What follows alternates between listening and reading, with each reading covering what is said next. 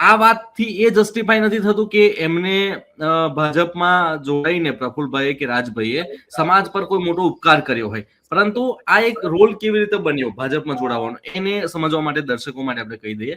કોંગ્રેસ સાથે એમની સ્ટેટ્સમાં વાતચીત થઈ ત્યારે કોંગ્રેસના સ્ટેટની લીડરશિપ સાથે એમનું પ્રોપર કોમ્યુનિકેશન તો થયું, પરંતુ જે કંઈ એમની ઈચ્છાઓ હતી કે ભાઈ અમે આ કરવા માંગે છે તે અથવા તો સંગઠનમાં આ કરવા માંગે છે એ વિસ્તારમાં, તો એને લઈને સ્ટેટ કોંગ્રેસ તરફથી કોઈ મોટો સરખો રિસ્પોન્ડ નહીં મળ્યો.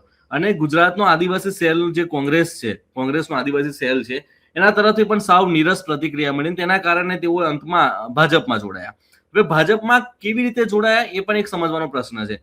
રાજભાઈ અને પ્રફુલ્લભાઈ બંનેએ આદિવાસી સમાજમાંથી જ્યારે વન મંત્રી હતા ગણપતભાઈ વસાવા, તે વખતે ગણપતભાઈનો સૌથી વધુ કોઈ વિરોધ કર્યો હોય ને તો આ બે વ્યક્તિઓએ કર્યો હતો. એ ખોટા આદિવાસી પ્રમાણપત્રોને લઈને હોય, સ્ટેચ્યુ ઓફ યુનિટીને લઈને હોય, અથવા તો અન્ય જે કંઈ આદિવાસી સમાજના પ્રશ્નો છે, જળ જંગલ જમીનના પ્રશ્નો, એને લઈને સૌથી વધારે જો કોઈ વિરોધ કર્યો હોય તો આ બંને વ્યક્તિઓએ કર્યો હતો. હવે આ બંને વ્યક્તિ ભાજપમાં જોડાયા છે એ ગણપતભાઈની છત્રછાયામાં જોડાયા છે.